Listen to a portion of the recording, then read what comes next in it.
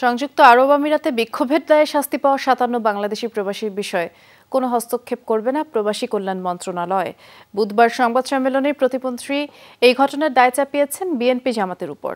তবে এ ঘটনায় ইউএইতে বাংলাদেশিদের ভিসা বন্ধ করা হয়েছে এমন তথ্য সঠিক নয় বলেও দাবি করেন প্রতিমন্ত্রী। শিক্ষার্থীদের কোটা সংস্কার আন্দোলনের সমর্থনে সংযুক্ত আরব আমিরাতের কয়েকটি স্থানে বিক্ষোভ করেন কিছু প্রবাসী বাংলাদেশি। এ ঘটনায় বেশ কয়েকজনকে গ্রেপ্তার করে দুবাই পুলিশ। মুখোমুখি করা হয় আদালতের। পরে ৫৭ জনের মধ্যে ৩ জনকে যাবজ্জীবন, ৫৩ জনকে ১০ বছর এবং একজনকে ১১ বছর করে কারাদণ্ড দেয় দেশটির আদালত। এই ঘটনার পর আমিরাতে প্রবেশের নানা ধরনের বিড়ম্বনায় পড়েছেন অনেকে। সাথে গুঞ্জন ওঠে ভিসা বন্ধের বিষয়টিও। ফলে উদ্বেগ উৎকণ্ঠায় বাংলাদেশিরা। ওই দেশে আন্দোলন করা উচিত হয় নাই, কখনো আন্দোলন করা উচিত নয়।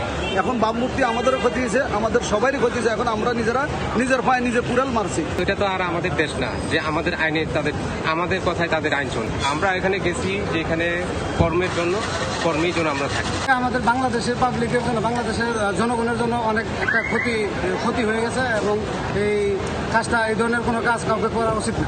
আমাদের দেশে চলে মিছিল, মিটিং এবং সমালোচনা চলে, এটা সমস্যা নাই, কিন্তু ওখানে তো ওটা তো রাজতন্ত্রদের, ওখানে চলে না।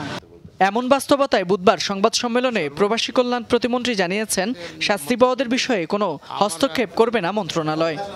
নিয়ম অনুযায়ী, আইন অনুযায়ী বিচার হয়েছে, সেই রাষ্ট্র তাদের নিয়ম মতো চলবে।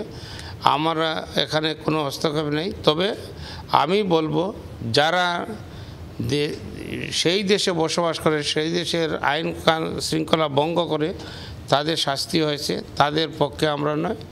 এছাড়া সংযুক্ত আরব আমিরাত ভিসা বন্ধের বিষয়ে আনুষ্ঠানিকভাবে কিছু জানায়নি বলেও জানায় প্রতিমন্ত্রী। আবুধাবি দূতাবাস, বাংলাদেশের দূতাবাসের সাথে আলাপ করেছি, তারাও জানে না। ফয়সাল মাহমুদ, যমুনা নিউজ, ঢাকা।